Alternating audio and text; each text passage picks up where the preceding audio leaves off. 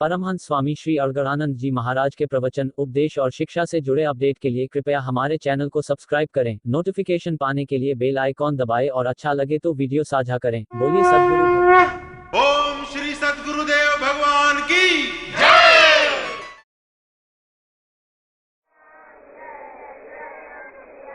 बोलो श्री गुरुदेव भगवान की। बर्थडे मनाया जाता है। आजकल तो एक प्रचलन हो गया है, केक काटेंगे, ताली बजाएंगे, हैप्पी हैप्पी कहेंगे। और भी कुछ एक दो नुक्ता और है।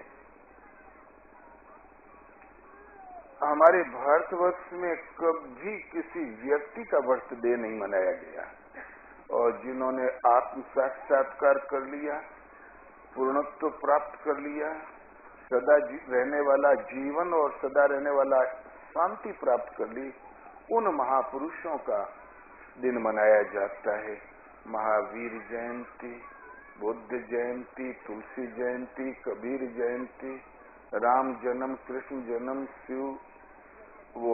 शिवरात्रि, ये सब उन विभूतियों की मनाई जाती है जिन्होंने ये परिवर्तनशील, ये मनुष्य शरीर, इस कलेवर का परिवर्तन, जिन्होंने परिवर्तन से ऊपर उठ गए और जिन्होंने स्वरूप को प्राप्त किया, और वही हमें पाना है। शरीर का कैसा बर्थडे? ये कबीर ये तन कुछ नहीं, खिन खारा खिन मीठ, काल जो बैठा मंच पर आज मसाना दीठ। ये कुछ नहीं, एक क्षण में खारा, क्या 10 दिन बुखार आ गया तो कड़वा लगने लगता है, और दूसरे क्षण में मधुर लगने लगता है। पनत जो जन्मा है घर में, खिन खारा खिन मीठ, और काल जो बैठा मेड़िया आज मसाना दीठ। कल मंच पे विराजमान था, आज संसार में दिखाई पड़ रहा है। पानी का बुलबुला है, पानी केरा बुलबुला, मानुष धरिया नाव, 4 दिना का पाहुना, बड़ी बड़ी रूंढे ठाव। ये 4 दिन का मेहमान है, बड़ी बड़ी रूंढे ठाव। इतना कमाया, इतना और ले लो, इतना और हड़प लो, और चौथे दिन विदा हो जाना है। इसलिए ऐसा जिस शरीर का कोई अस्तित्व नहीं, गीता के अनुसार शरीर एक वस्त्र है, परिवर्तनशील है। ये वस्त्र छूटा और दूसरा वस्त्र आगे रिजर्व है, तो जो सदा परिवर्तित होता चला जा रहा है, कैसा बर्थडे? कौन सी खुशी मना लें जब कुछ हो तब? तो शरीर परिवर्तनों का इतना सिलसिला है कि समुद्र लहरा रहा है। भव सागर, भव माने शरीर, पुनर्भव माने बार बार शरीर। तो बार बार होने का एक ऐसा सिलसिला कि समुद्र लहरा रहा है। भला कौन कौन से शरीर की खुशी मनाओगे? इसलिए महापुरुषों ने, जिन्होंने भक्ति लाइन पकड़ी, वो भगवान का साक्षात्कार किया, स्थिति पाई, उन पूर्वजों की बर्थडे मनाया जाता है। यहाँ पर उनका जीवन मनाया जाता है, उनका अंत्येष्टि मनाई जाती है। क्यों? कि हमारा अभिष्ट वही है। लेकिन आजकल सांसारिक प्रचलन में आता जा रहा है। माई लोग तो मचल जाएंगे कि बोले कल हमारे बच्चे का बर्थडे है, तो कुछ मिठाई, कुछ केक, कुछ न कुछ जुगाड़ लगाना ही पड़ता है। उचित भी है। ये बर्थडे हमें एक शिक्षा देता है कि इतने दिन हमारे कैसे बीते, हमने क्या भूलें की, क्या अच्छाई किया, हमारे उद्देश्य की पूर्ति में कहां कहां त्रुटि हमसे पार लग गई। मान लो लड़का हो गया 20 साल का और जीवन है मान लो 70 साल, तो बाकी कितना बचा? बस बर्थडे हमें ये शिक्षा देता है कि बाकी जो दिन बचे हैं उनका दुरुपयोग न हो, सदुपयोग कर ले जाएं। कोई कोई बुजुर्ग लोग अपना बर्थडे बड़ा ताव से मनाते हैं। फोन आता है हमारे पास और उम्र है 67 साल, 70 साल, चलने में लंगी लग रही है, बर्थडे बड़ी धूमधाम से मना रहे हैं। वैसे तो बर्थडे हमको कुछ नहीं देता, लेकिन हमें सब कुछ दे देगा यदि हम विचार कर लें कि ये 70 साल 68 साल हमने कैसे बिताए, कहाँ भूल की, अपने भविष्य के लिए हमने क्या किया, अपने उद्धार के लिए कितने क्षण दिए। यदि उतना याद कर लोगे तो बचे हुए दिन आपके काम में आ जाएंगे, आप चिंतन करने लगेंगे। क्योंकि मनुज देह सुर साधु सराहत सो स्नेह सिय पीके, नींद भय भूख प्यास भोग विलास सब ही के, पशुओं में पक्षियों में सब में समान रूप से है। मनुष्य शरीर में कोई विशेषता है तो केवल एक, कि इसमें प्रभु में स्नेह करने की क्षमता, उन्हें प्रसन्न कर लेने की क्षमता और उन्हें विदित करने की क्षमता है। इसमें यही विशेष गुण है। और दुर्लभ हमारा तन मिला और फिर वो ने पार लगा तो हमसे भूल हुई है। माता मीरा ने कहा, बीता वो तो बीत ही गया, वो लौट के आने वाला नहीं है, लेकिन कल आपकी मुट्ठी में है।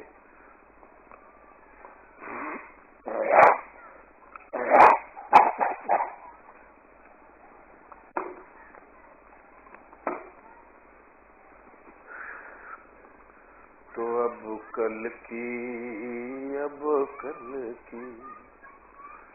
कल की बात बना ले रे, जो बीती बीत गई,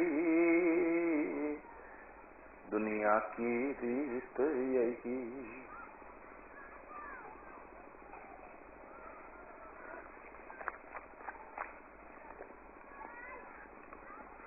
अरमानों ने बाग लगाया, उम्मीदों ने महल चुनाया, फिर जब आंधी ही चली तो उड़ बालू की भीत गई, दुनिया की रीत यही।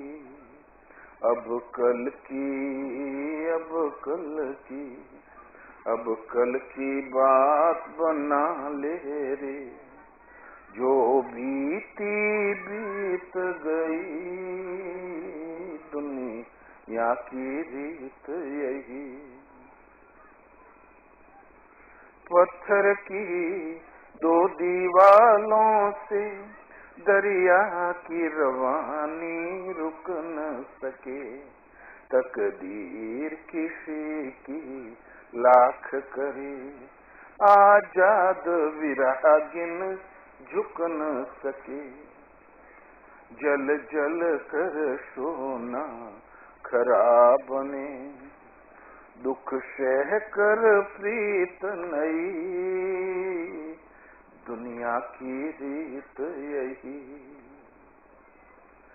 जो प्यार करे ठोकर भी सहे, दिल उनका ही हो करके रहे, प्याला जहर का पी करके, मीरा भी जीत गई, दुनिया की रीत यही। अब कल की बात बना ले रे, जो बीती बीत गई, दुनिया की रीत यही। जो बीत गई वो तो बीत ही गई, गए दिन लौट के कभी नहीं मिलेंगे। कल की बात बिगड़ने न पाए, वो आपके हाथ में है, बात बना लो। दुनिया में लोग हमारी आखिर क्यों व्यर्थ में बीत गई आयु। अरमानों ने बाग लगाया, उम्मीदों ने महल बनाया। अरमानों ने बगीचा लगा दिया, ऐसा करेंगे तो फिर वैसा हो जाएगा, फिर वो काम करेंगे तो वो विजय हो जाएगी।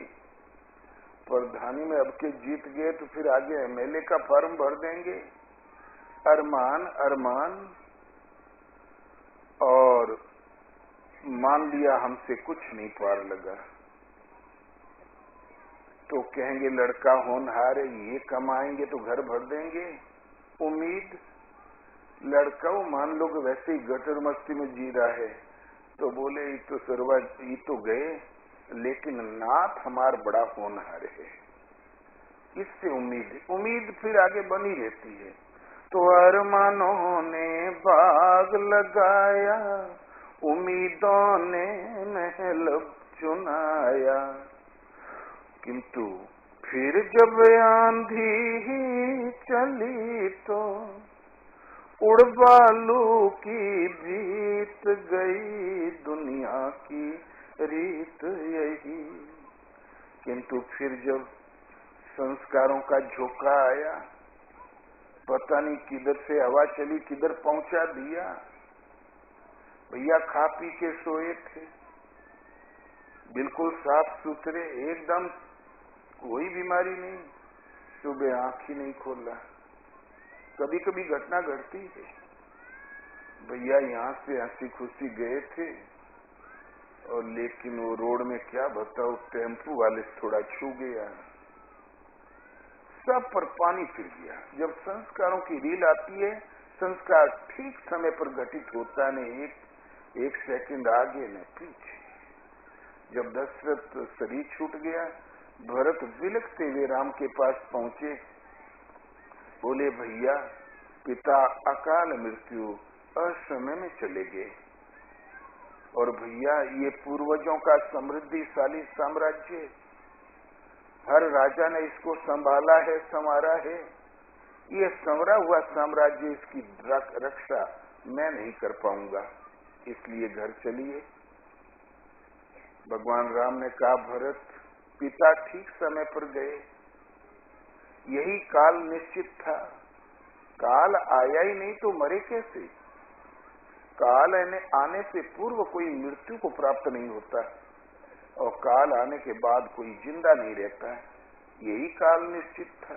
पिताजी ठीक समय पाके काल पाके गए और एक वचन के पीछे और संसार का नियम है कि फरासो जरा और बरासो बुताना। यदि अवध पूर्ण विकास पर है तो अंतिम परिणाम होता है पूर्ण विनाश, यदि विकास पर है तो विनाश अवश्य होगा। भरत, सृष्टि का नियम है, जो पूर्ण विकास में पहुंच जाता है उसका अंतिम परिणाम होता है पूर्ण विनाश। हाँ, विकास में यदि अवध में कुछ कसर है तो अयोध्या रहेगी भरत। वास्तव में कसर थी, किंतु राम राज्य जब अभिषेक हो गया तो राम राज्य बैठे श्रेय लोका, हर्षित भय गए सब शोका। तीनों लोग हर्षित हो गए और सारा शोक दूर हो गया, दुख दूर हो गया। अयोध्या में कमियां थी, दशरथ काल में बड़ी कमियां थी, घर में कलह मचा हुआ था और जनपद में भी चर्चाएं थी, किंतु जब राम अभिषेक हो गया तो नहीं दरिद्र कोई दुखी न दीना, नहीं कोई अबुदन लक्षण हीना। दरिद्र कोई नहीं, दुखी कोई नहीं, लक्षणहीन कोई नहीं। शशि संपन्न सदा रहे धरनी, त्रेता भे कृत युग के करनी। धरती शशि से संपन्न, अकाल कभी नहीं। सतयुग में जो हालत थी खान पान फसल की वो त्रेता में हो गई। अवध पूर्ण विकास पर आ गया। पहले झगड़े होते थे, किंतु जब राम का अभिषेक हुआ तो वैर न कर काहू सन कोई, राम प्रसाद विषमता खोई। कोई किसी से वैर नहीं करता था। राम की कृपा से विषमता समाप्त हो गई। एक बेटे को 2 किलो दूध पिलाओ, दूसरे को आध पाव दो तो झगड़ा हो जाएगा। इसका नाम है विषम व्यवहार। राम के राज्य में गरीब अमीर ऊपर से नीचे तक विषमता समाप्त, खान पान एक, स्वास्थ्य एक, सकल नहीं दरिद्र को। ऐसा भी कभी होता है, एक के कुछ तनख्वाह ज्यादा, दूसरे के कम, एक के आय ज्यादा, दूसरे के कम। राम राज्य में ऐसा नहीं था, कोई दरिद्र नहीं, धन धान्य समान, स्वास्थ्य समान, खान पान समान। इतना ही नहीं, राम भक्ति रत नरे अरु नारी, सकल परम गति के अधिकारी।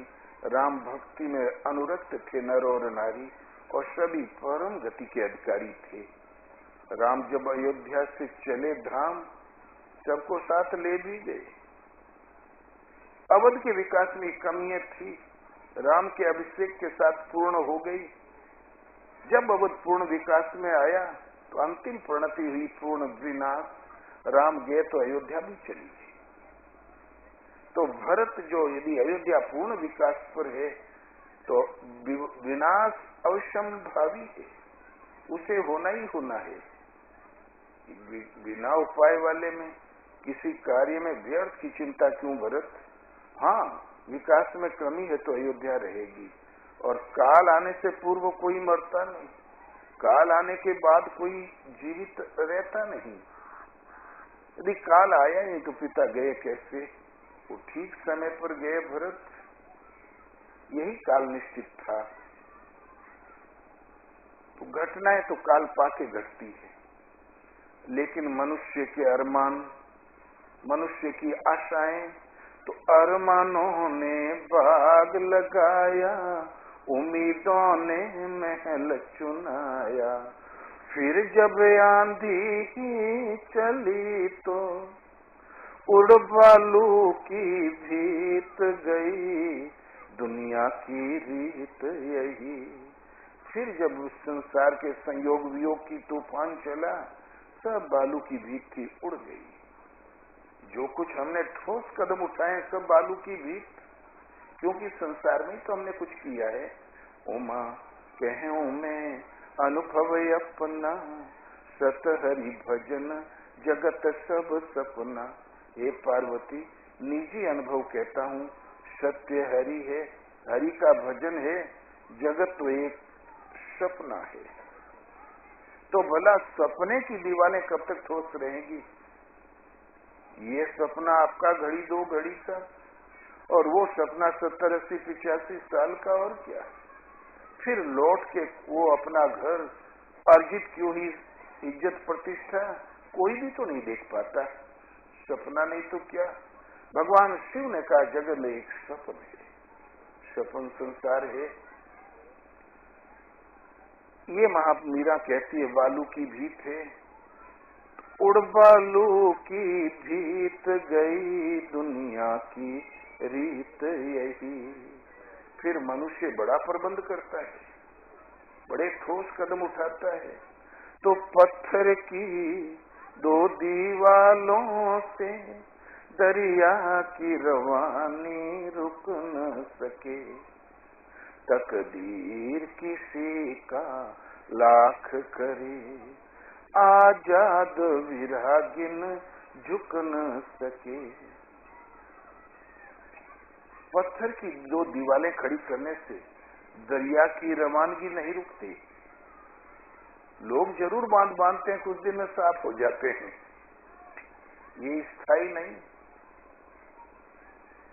तकदीर कितना भी हमारे कुसंस्कार भाग्य में लिखा हो, नरक और यातना लिखी हो, कूड़ा लिखा हो, किंतु यदि विरह है, प्रभु के प्रेम की विरह अग्नि आप में प्रज्वलित है, तो फिर वो कभी नहीं झुकेगा।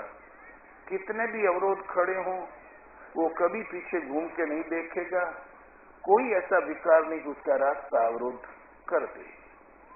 क्यों कि विरह माने प्राप्ति के लिए तड़पन, साधना समझकर प्राप्ति के लिए जो गतिशील हो गया, तो कैसे भी कुछ संस्कार हो कटने लगते हैं।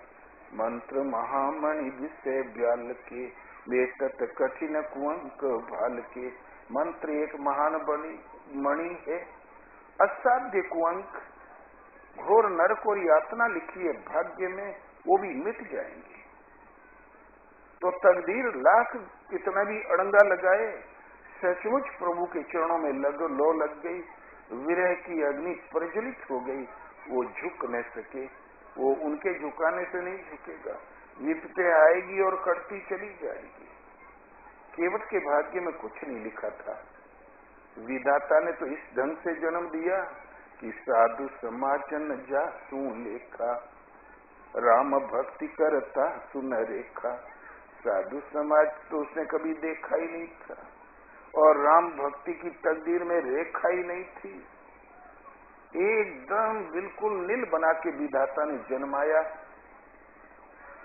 जिसको कहते हैं रिस्टिकेट करके इधर फेंका।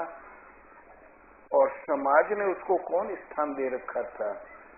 वो जासू छाह छुए ले ये सींचा, छाया पड़ जा तो वस्त्र सहित स्नान करो।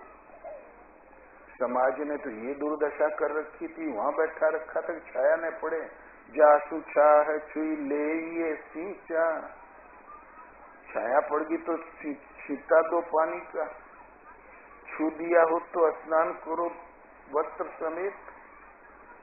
समाज में तो ये इसकी मान्यता, ये अपमान। और विधाता ने भक्ति की रेखा खींची ही नहीं थी, लेकिन केवट भक्त शिरोमणि हो गया, कारण कि बाल्यकाल से विचारों में डूब गया कि बाबा मर गए, नाव इस पार उस पार करते, खटते खाते, घोंगा मछली मारते चबाते, वो भी चल बसे। पिताजी भी नाव इस पार उस पार करते, घोंगा मछली पकड़ते मारते, वो भी चले गए। खटो खाओ और मर जाओ, इतना ही जीवन है कि और कुछ? ये हमारे आखिर जीवन का उद्देश्य क्या? वो विचारों में डूब गया, उसकी समझ में आया कि, और वो भजन में लग गया, भूल गया नाव चलाना। भगवान के वियोग में, विरह में प्रभु को रास्ता बदल के आना पड़ा और आए और अपना लिया। राम की नयापन जब ही ते, भयउ भुवन भाजन तब ही ते। जिस दिन से राम ने अपना लिया, तीनों लोकों में कोई पवित्र पुरुष था तो केवट, भक्त शिरोमणि था तो केवट। हम लोग किसी को अपनाते हैं, समाज में देखा जाता है, प्राय किसी को अपनाते हैं, गरीब को, तो कहते हैं तुम मेरे हो, आओ यहाँ बैठो, बाजू में बैठो, थोड़े दूरी पर बैठो। भगवान ने ऐसा नहीं किया। तुम मम प्रिय भरत सम भ्राता, तात रहो पुर आहवत जाता। तो मुझे भरत के समान प्रिय भाई हो, हमारा घर तुम्हारा घर है, तुम बराबर आते जाते रहना। जब जब केवट पहुंचता था तो भरत के बाजू में उसकी भी कुछ कुर्सी लगी होती थी। भगवान अपनाते हैं, अपनी भगवत्ता दे देते हैं, फिर रंच मात्र भी दूरी नहीं रहती।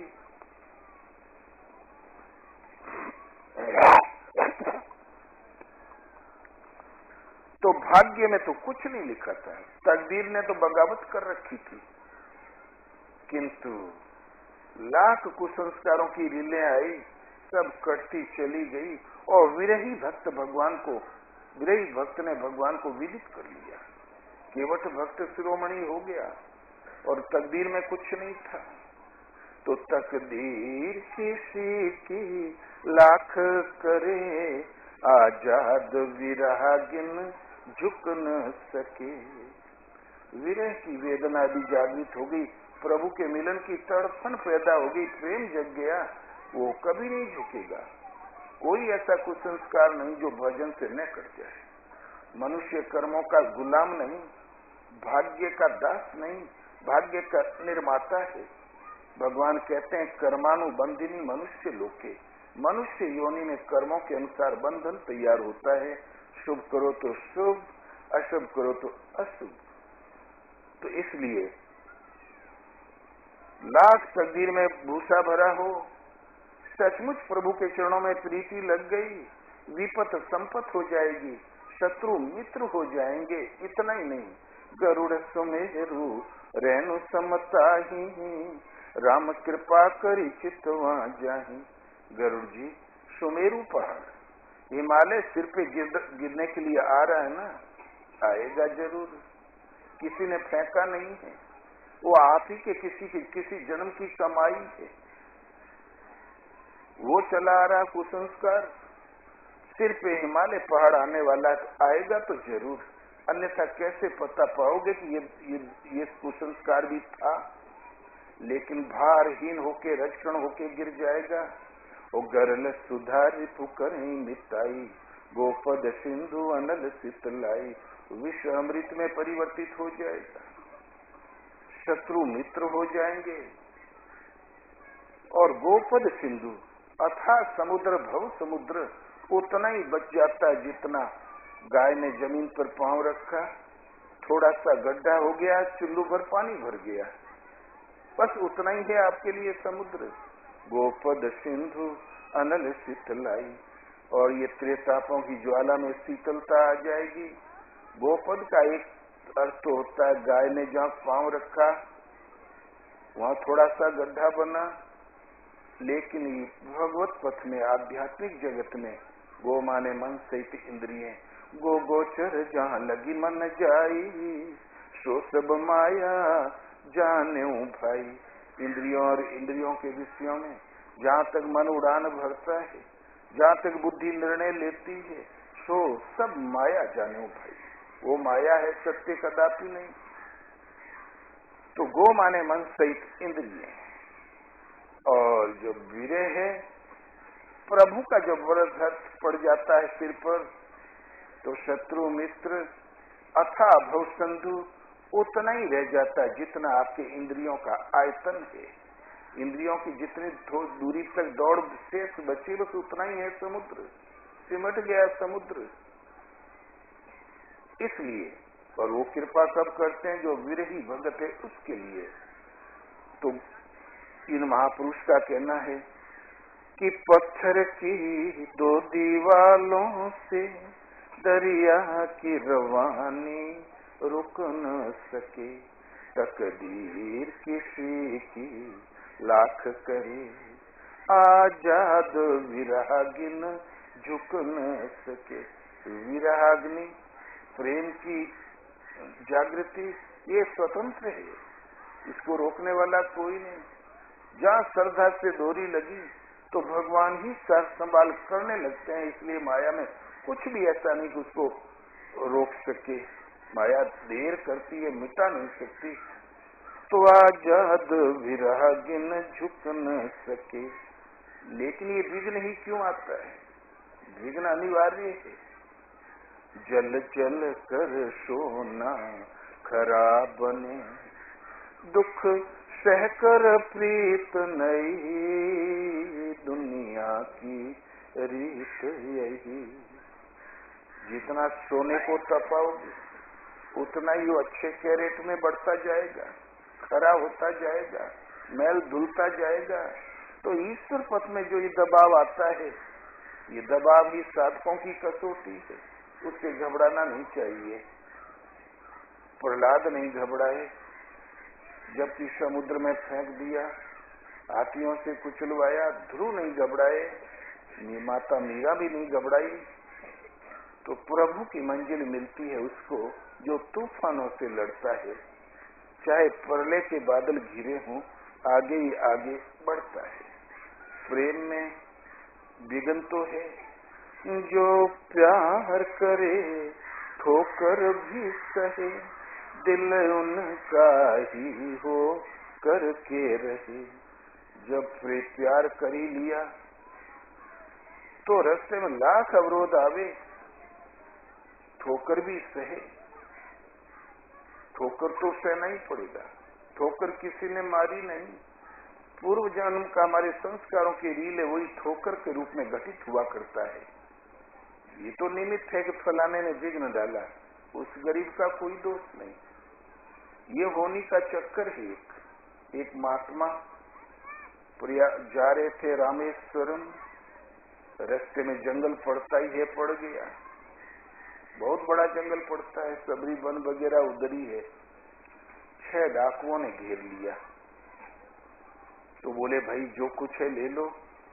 बोले नहीं महाराज, हम लोग खरी कमाई का खाते हैं, पहले आपका वध करेंगे तब लेंगे। बोले भाई मैं लौट के आऊंगा तो मेरे पास भी और भी कुछ होगा, वो भी ले लेना, मारते किस लिए हो? बोले नहीं महाराज, हम लोगों का तो व्रत ही ऐसा ही है। तब महात्मा ने कहा ठीक, हमें आधा घंटा भजन कर लेने दो, फिर मार डालना। भजन में बैठ गए, भगवान से पूछा प्रभु जब मैं सब कुछ दे रहा हूं फिर भी ये मुझे मारना क्यों चाहते हैं? तो भगवान ने तुरंत अनुभव में बताया, पिछले जन्म में तुमने इन छहों को काटा था और यदि तू भजन न करता तो 6 बार तू जन्मता और 6 बार तू काटा जाता एक एक करके। लेकिन भजन का प्रभाव है बेटा, छहों एकत्रित हो गए हैं, एक ही बार सहमति से काटेंगे, बस केवल एक बार कटना पड़ेगा, फिर आगे बिल्कुल रास्ता साफ है, फिर भजन ही भजन है। बहुत खुश हुए, 6 बार कटो और वो एक ही बार में निवृत्ति हो जाएगी। सादर प्रणाम किया, प्रभु को आए, बोले जल्दी करो, उठाओ खंजर। तो बोले महाराज अभी तो चेहरे पर हवाइयां उड़ रही थी, अब ऐसी प्रसन्नता जैसे कोई उत्सव हो, बात क्या है? बोले तुम लोग क्या समझोगे, जान के क्या करोगे, जल्दी काटो। बोले नहीं महाराज, आप बताओगे नहीं तब तक हम आपको काटेंगे भी नहीं। बोले यार क्यों चक्कर में पड़े, तुम जल्दी अपना काम करो। तो बोले चाहे 6 महीना बीत जाए महाराज, जब तक बताओगे नहीं काटेंगे नहीं और जाने भी नहीं देंगे। तब सोचे तो पीछे पड़ गए। तो बोले बेटा भगवान से हमने यही पूछा था कि सब कुछ देता हूं तो काटना क्यों चाहते? पिछले जन्म में हमने तुम सबको काटा था, यदि हम कदा भजन न करते तो 6 बार मैं जन्मता, 6 बार एक एक करके तुम लोग काटते, 6 बार मृत्यु का दंड होता। किंतु भजन के प्रभाव से, प्रभु की अनुकंपा से तुम लोग सब एकत्रित हो गए हो, सहमति से एक बार काटोगे और फिर आगे हमारा भजन ही भजन, फिर कोई बदला नहीं है।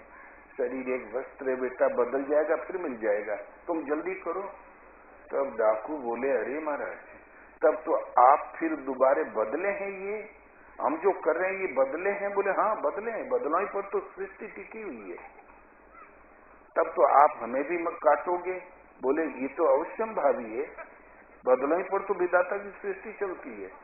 तो बोले बस महाराज अब आपको हम नहीं काटेंगे, आप हमें भी साधु बना लो।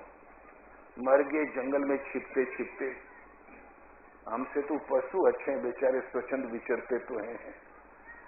गांव वाले दुख भले बुरा कहते हैं, पुलिस और गवर्नमेंट पीछे पड़ी है, डाका डालते आधी जिंदगी बीत गई, पेट आज तक नहीं भरा और कुछ धंधा मालूम भी तो नहीं। भगवान हमें भी साधु बना लो। वो बदल गए उसमें, तो जो कुछ है बदले हैं। गम हो या खुशी दोनों कुछ देर के साथी है, ईश्वर पद में कुछ दूरी तक पीछा करते हैं, फिर रास्ता ही रिश्ता है, न हंसना है न रोना है। फिर रास्ता एकदम साफ सुथरा, धड़ाधड़ चले जाओ, न सृष्टि में ऐसा कुछ भी नहीं जो आपको हर्ष प्रदान करे, और दुनिया में ऐसा कुछ भी नहीं जो आपको दुख दे दे। कुछ दूर तक ये पीछा करते हैं। तो जो इसलिए ठोकर जो आती है हमारी कमाई से, जो प्यार करे ठोकर भी सहे, दिल उनका ही हो करके रहे। प्रभु के समर्पित रहे हृदय, मन कर्म वचन से समर्पण बना रहे, इसमें कमी न आने पाए। दिल उनका ही हो करके रहे, प्याला जहर का पी करके मीरा भी जीत गई, दुनिया की रीत यही। जहर का प्याला पी के मीरा भी जीत गई, वो भी विजय प्राप्त कर लिया उसने। इसलिए ईश्वर पथ में जो ठोकरे हैं अवश्यम भावी है, ये निखार लाती है, ये भविष्य में महापुरुषों की जीवन में रिकॉर्ड बन के लग जाती है। किंतु किसी ने उन विपदाओं को किसी ने भेजा नहीं है। हमारे ही पूर्व जन्म की कमाई जो विपदा बन के दूसरों के हाथ के अछूरा बन के सामने आती है, और जहां वो कट गई फिर रास्ता एकदम प्रशस्त है। तो ज्ञान के पंथ कृपाण के धारा, परत खगे सन लागई बारा। गिरते देर नहीं लगती, किंतु जो समर्पण, जिसके अंदर वीर्य है, वेदना है, समर्पित है मन कर्म वचन से, उसके गिरने का प्रश्न ही नहीं खड़ा होता।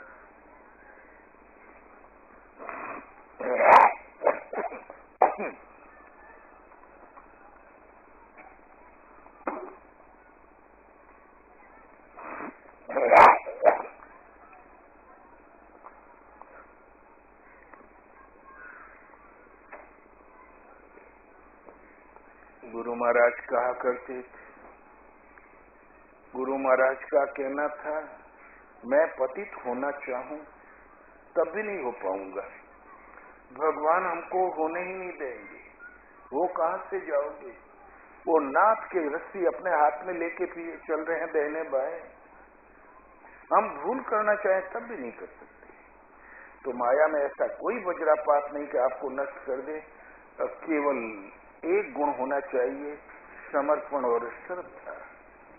तो थोड़ा जहाँ श्रद्धा से डोरी लगी तो अनन्यास चिंतयन्तो माम ये जना प्रयुपास्ते तेषाम नित्याभियुक्तानाम योगक्षेमं वहाम्यहम्। अर्जुन, अनन्य माने अन्य में, मुझे छोड़कर अन्य किसी देवी देवता को न भजते हुए, जो केवल मुझे भजता है, समर्पण के साथ सततम निरंतर भजता है, इस निरंतर भजने वाले भक्त का योग क्षेम का भार मैं स्वयं वहन करता हूँ। योग पढ़ाना और अनंत प्रकृति के अंधकार पूर्ण खो खंड से निर्विघ्न उस पार ले जाके खड़ा कर देना, दर्शन स्पर्श और प्रवेश दिलाना, ये सारा भार मैं स्वयं वहन करता हूँ। अर्जुन, मेरा भक्त कभी नष्ट नहीं होता। इसलिए जिस कमी की पूर्ति के लिए दुर्लभ मानव तन मिला है, वो केवल एक मनुज देह सुर साधु सराहत सो सने सिए पीके कदाचित कल तक नहीं पार लगा, आज तक नहीं बात पार लगा। तो जो गई तो गई, राख अब रही को, तो अब कल की, अब कल की, अब कल की बात बना ले रे। जो बीती बीत गई, दुनिया की रीत यही। वो तो बीती गई, दुनिया की रीत यही है। कहे कबीर, जन्म के उधरी और जबे से चेत हो तबे से सुधरी। बस, पीछे की भूल भूल नहीं। जब वाल्मीकि पकड़ गए, वाल्मीकि इतने दुर्दांत दस्यु थे कि बहुत से चक्रवर्ती सम्राटों ने पीछा किया, पाए कभी नहीं। वो रास्ता ही छोड़ दिया लोगों ने। लेकिन भूला भटका पहुंच जाया करे, वाल्मीकि का अवसर चलता था।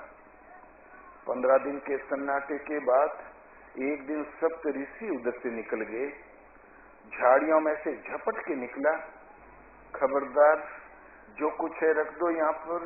महापुरुषों ने कहा, आयुष्मान वत्स, यहाँ झाड़ियों में क्या कर रहे हो? बोले, आशीर्वाद की आवश्यकता नहीं है, कृपया ही झोला झंडी इधर रखो। बोले, अरे इतना जघन्य अपराध किसके लिए कर रहे हो? बोले, बाल बच्चों के लिए। तुम्हें मालूम है इस जघन्य अपराध का दुष्परिणाम रो नरक में भोगोगे। क्या उस नरक यातना में तुम्हारा परिवार तुम्हारा भागीदार है, या केवल सुख सुविधा के साथी है? जरा क्या सुख सुविधा के साथी? तो बोले, अवश्य भागीदार होंगे। परिवार हमसे बहुत स्नेह रखता है। यदि परिवार ही न होता तो मुझे तो किसी वस्तु की आवश्यकता नहीं, तो मैं डाका ही कभी न डालता। बोले, जरा पूछ के आओ। तो बोले, वाह, रत्नाकर को चकमा, मैं उधर जाऊं तुम पीछे से हो जाओ फरार। बोले वत्स, जिसमें संतोष मिले कर डालो। बढ़िया चमकीली रस्सियां निकाला, 7 पेड़ों से 7 को बांध दिया। चला घर की ओर, चिंता में पड़ गया। जिंदगी बीत गई, ऐसी दुर्घटना कभी नहीं घटी। एक घुड़की में जो कुछ था या तो रख दिया या फिर उन्होंने प्राणों से हाथ धोया। इन बाबाजी लोगों ने अच्छा फंसाया हमको, लेकिन बात तो ठीक है। अपने बेटे को कांटा लग जाता तो कलेजे में कसक होती है। बहुत से मासूम बच्चों को हमने माँ बाप से हीन किया है, अनाथ बनाया है, पाप तो है।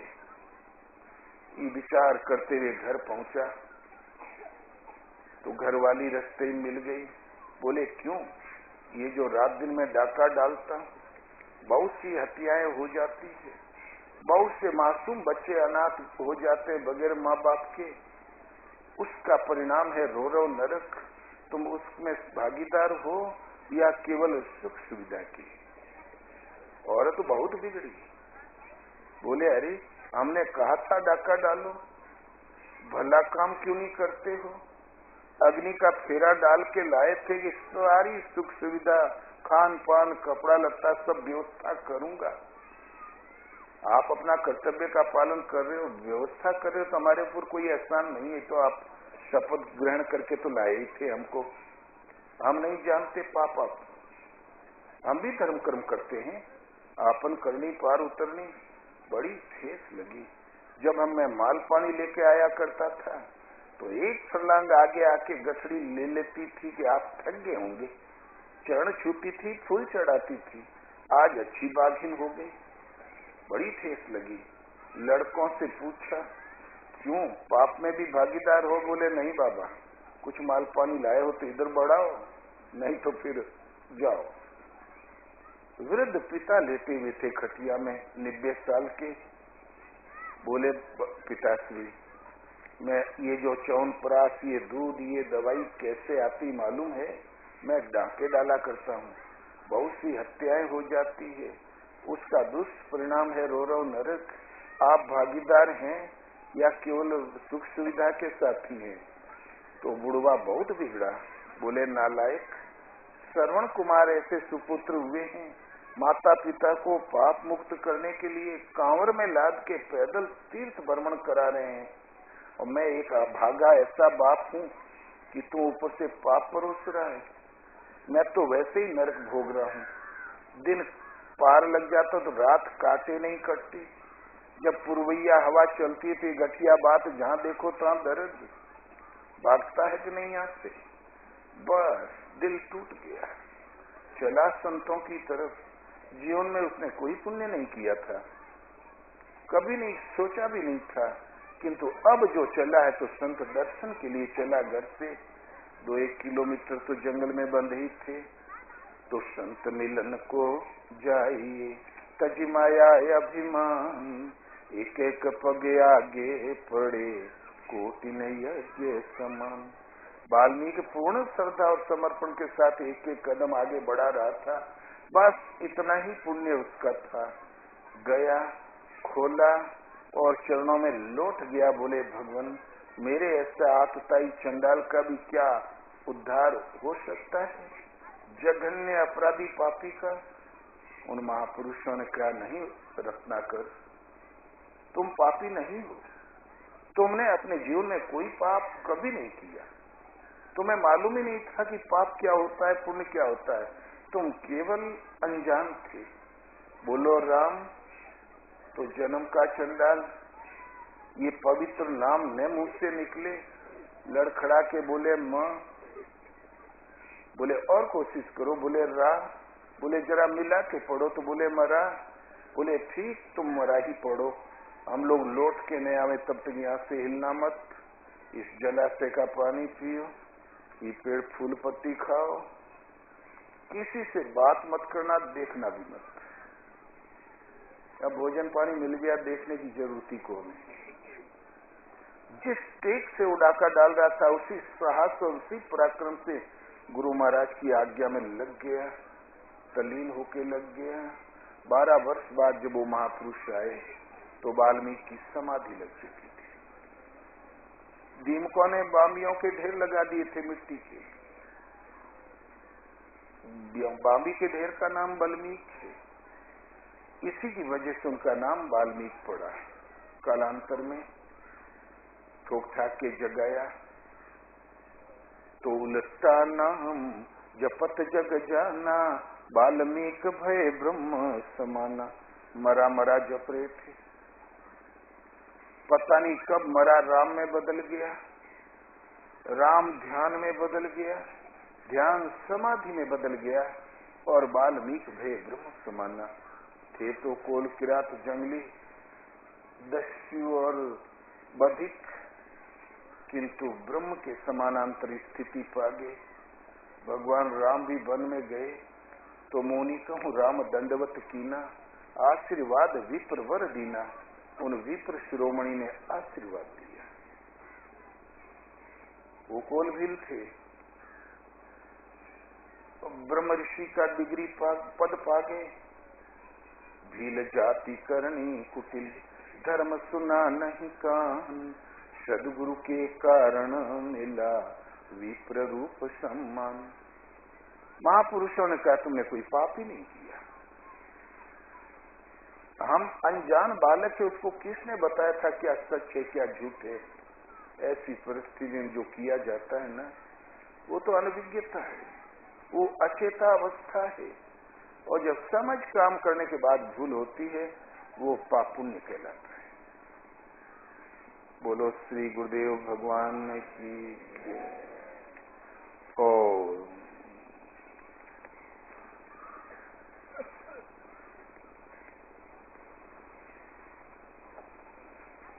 ओम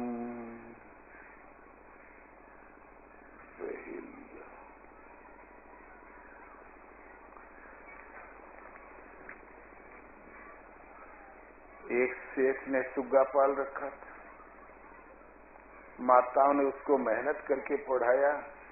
बहेलिया आएगा, जाल फैलाएगा, दाने दाने डालेगा, चुगना मत अन्यथा जाल में तुम फंस जाओगे, कैदी हो जाओगे। एक दिन फटकी खुली थी, वो पक्षी उड़ गया, पहुंच गया तोता सुग्गाओं के झुंड में और लगा रट लगाने। आस्ते आस्ते जितने सुग्गे थे 150 सबने रट लिया।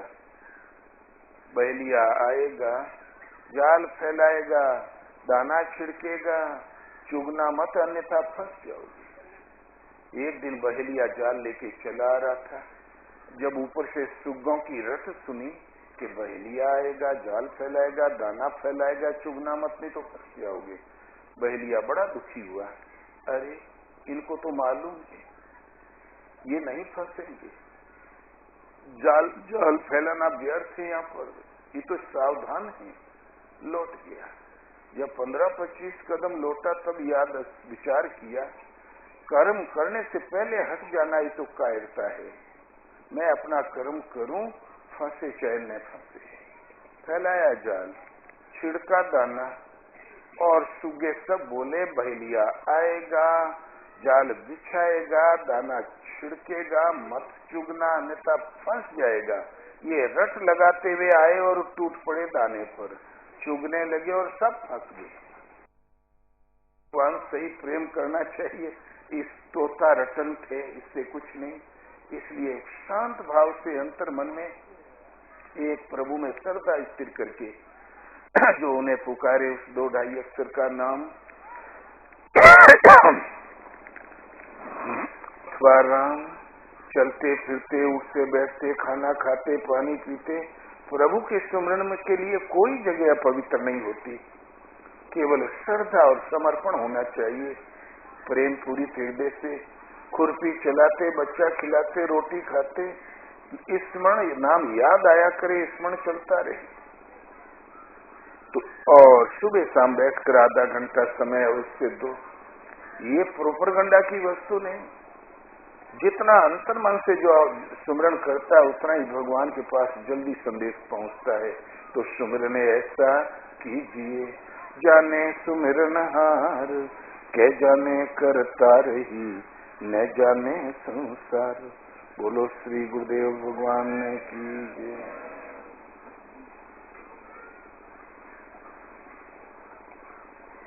कोई प्रश्न? आज थोड़ा कफ बकरते थे। जब भगवान मिल जाएंगे तब बोले शरीर क्यों सुखा रहे हो? तब बहुत दुबले थे हम, 2-4 दिन भोजन ही न करें, जंगल में पड़े रहे। तो बोले भाई शरीर क्यों सुखा रहे हो? हम बोले देखिए महाराज, जब भगवान मिल जाएंगे तब फिर शरीर को बना दूंगा, बनाना हमको आता है। हम सोचे व्यायाम करेंगे बन जाएगा, और अब एक व्यायाम नहीं हो सकता। ये हमें मालूम ही नहीं था कि ऐसा भी हो जाएगा। तो बहुत धोखे हुए हैं हमारे साथ। आप लोग धोखा नहीं खाना। अब संतों की सेवा से ही ये भजन की जागृति, शास्त्र का ज्ञान भली प्रकार उनकी संगत से होता है।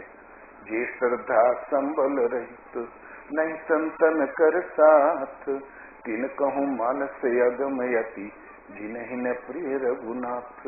जो श्रद्धा माने प्रेम भाव, श्रद्धा का संबल, आपका बल नहीं श्रद्धा का आपके पास, संतों की संगत नहीं, पर प्रभु के चरणों में प्रीति नहीं, तो रामचरितमानस आपके लिए दुरूह है, दुर्लभ है। कभी नहीं समझ में आएगा कि रामायण कहती क्या है, गीता कहती क्या है।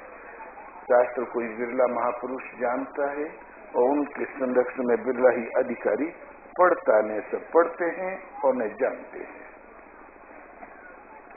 अंतिम संधि प्रस्ताव शांत असफल हो गया।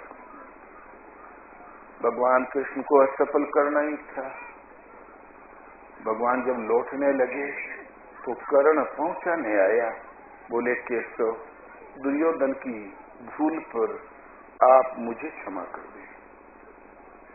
बोले कर्ण, दुर्योधन ने कोई भूल ही नहीं किया। भूल भला आदमी करता हो तो बेचारा आदमी भी नहीं, उसके पास तो समझ ही नहीं है। धृतराष्ट्र एक वृक्ष है, जमीन के टुकड़े से चिपका हुआ, और दुर्योधन उसकी एक टहनी मात्र है और कहीं कुछ नहीं। कब कटेगा पता भी नहीं चलेगा। बोले प्रभु क्षमा करें, उसकी भूलों पर मुझे क्षमा कर दें। बोले अच्छा जाओ, उसकी तो भूल हमने लिया ही नहीं। करण, जानते हो तुम कौन हो? तुम्हारी वास्तविकता क्या है? तुम्हारे माता पिता कौन है? तो बोले प्रभु जानता तो नहीं हूँ, अनुमान रोज लगाता रहता हूँ। मेरी माता कोई राजकन्या रही होगी, किसी राज दरबार में ब्याही होगी, बहुत सुडोल पुत्रों की माता भी होगी। जानता तो नहीं, अनुमान रोज लगाता रहता हूँ।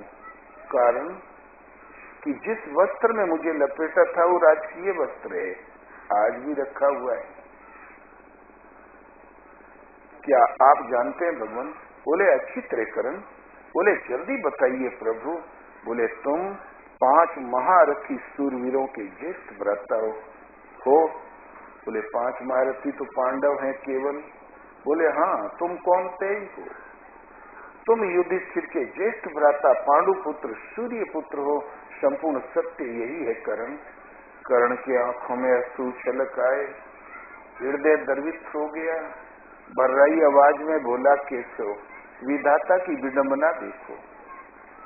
वो सूर्य पुत्र कर्ण कौन थे? ये कर्ण पांडु पुत्र कर्ण उन महासूरवीर महारथियों के ज्येष्ठ भ्राता कर्ण सूत पुत्र नीच और अभागा के पुकारा जा रहा है। केशव, दुर्योधन ने मुझे राजा तो अवश्य बना दिया, लेकिन हीन भावनाओं से मुक्ति नहीं दिला सका। आज आपने ये परिचय देकर मुझे हीन भावना से मुक्त कर दिया। मैं अब हवा में खुल के श्वास लेने लगता हूँ प्रभु।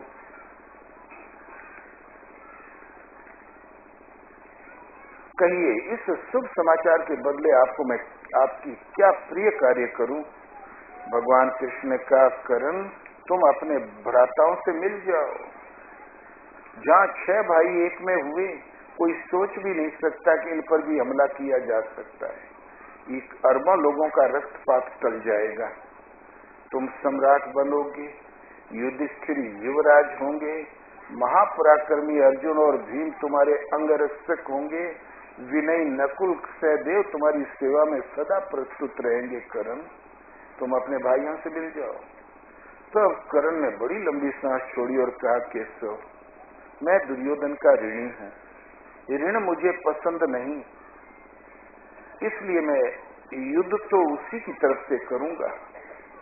मैं भली प्रकार जानता हूं कि विजय वहीं पांडवों की होगी, क्योंकि जिधर आप हैं वह विजय है, मुझे मालूम है। फिर भी मैं युद्ध उन्हीं की तरफ से करूंगा। केशव, और ये किंतु एक निवेदन है, युधिष्ठिर से मत बताना कि कर्ण तुम्हारे ज्येष्ठ भ्राता है, अन्यथा वो सत्यवादी धर्मात्मा है, मुकुट मेरे सिर पे रख देगा। मैं दुर्योधन का ऋणी हूँ, दुर्योधन के सिर पर रख दूंगा, सहज ही में ये राज्य चला जाएगा। मेरे अनुजों ने आज तक विविध संकट झेले हैं, वनवास में, लाक्षागृह में। अब जब मैं जान गया हूं कि मेरे अनुज है, मैं एक पल नहीं चाहता कि भविष्य में मेरे भ्राता लोग कष्ट पावें। प्रभु, निवेदन है कि युधिष्ठिर से मत बताना, अन्यथा अब तक कष्ट झेला है, भविष्य में हमारे भाई कष्ट झेलते ही रह जाएंगे। अब अर्जुन पर मरणांतक वार कैसे करूंगा? प्रभु, अब तो जी चाहता मैं मारा जाऊं, मेरा अनुज अर्जुन जिए। जो अनुज है मेरे द्वारा रक्षणीय, मरणांतक वार कैसे करूंगा? कर्ण ने प्रतिज्ञा कर रखी थी, दुर्योधन युद्ध की व्यवस्था पर कर दो, अर्जुन को मरा समझो, उसको मारने के लिए ही मैं जिंदा हूँ। जीवन भर की प्रतिज्ञा त्याग दिया। असलियत वो घृणा भ्रातृत्व स्नेह में परिवर्तित हो गई। सृष्टि में सबसे बड़ा दुख है हीन भावना। दुर्योधन ने राजा अवश्य बना दिया, लेकिन हीन भावना से मुक्ति नहीं दिला सका। आज आपने ये शुभ संदेश देकर, परिचय देकर मुझे हीन भावना से मुक्ति दे दी। उन्हीं प्रभु की वाणी गीता है। गीता का कथन है कि मैं ही परम चेतन बीज रूप से पिता और प्रकृति ही गर्भ को धारण करने वाली माता है, और तो सब निमित्त मात्र है।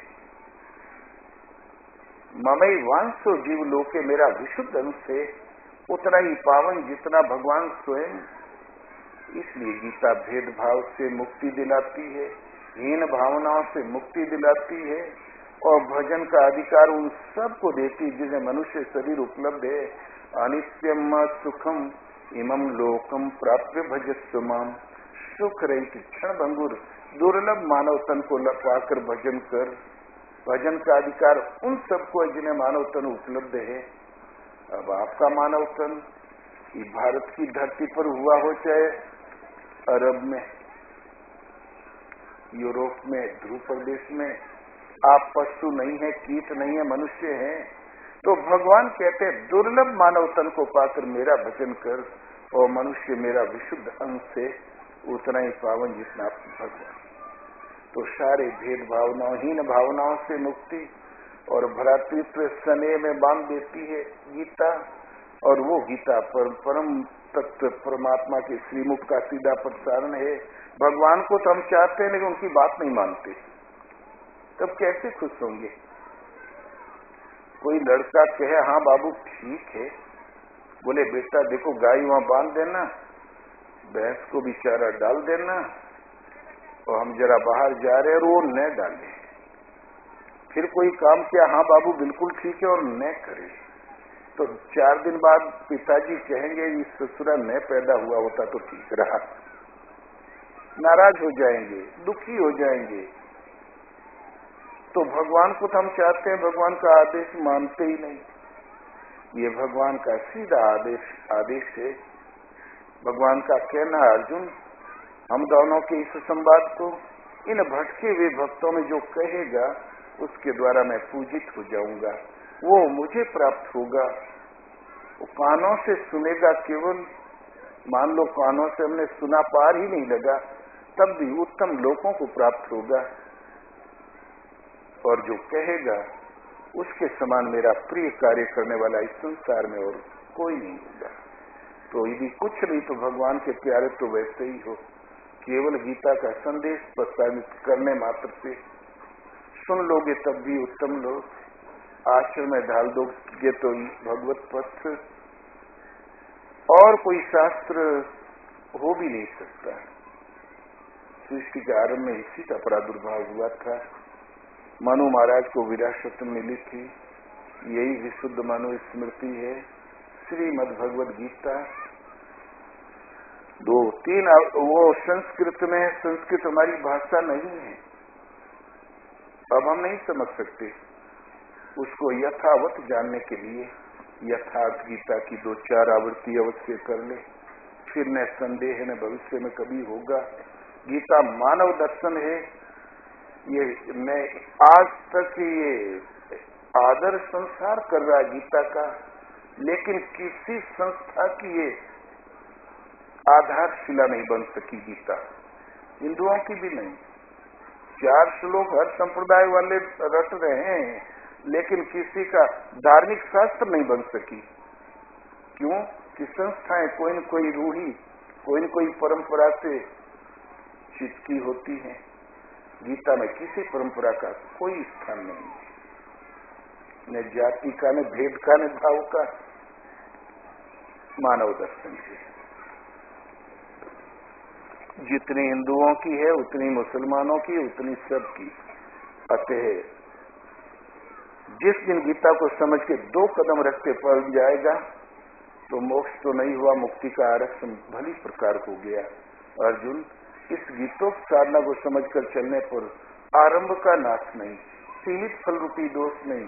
इसलिए स्वल्पम मपस्य धर्मस्य त्रायते में तो भयात, स्वल्प अभ्यास भी महान जन्म मृत्यु के भय से उद्धार करने वाला होता है। अब एक छोटी सी बात और, उसमें लगेंगे 2 मिनट। बता दें, एक यादव के यहाँ समधी आ गए, बड़े प्रेम से रखा और विदा करने गए। गंगा में नाव पर चढ़ा दिया, भादों की नाव गंगा थी, इस पार उस पार पानी। जहाँ नाव छूट गई तब मचाया हल्ला, अरे समधी लौट आओ, एक बात तो बाकी रह गई। तो मल्लाह बोला वहीं से बता दे बात। बोले अति गूढ़ बात है। तब बेचारा मल्लाह घुमा के लाया, नाव करंट, पानी में करंट है तो बह गई। घुमा के 1 घंटा में लाके खड़ा किया। तब यादव जी बोले, कहो समझी। बड़ा आस्ते से कान में बोले, लेकिन जन्म भर दूध खाया, दंड पेला, तो कितना हो यादव जो आस्ते बोली तब वो सुनाई तो पड़ता ही है सबके। बोले तो कहो समझी, 10 दिन पहले जो भैंस ब्याई रही वो पड़ा हुआ घास चुने लगा कि नहीं?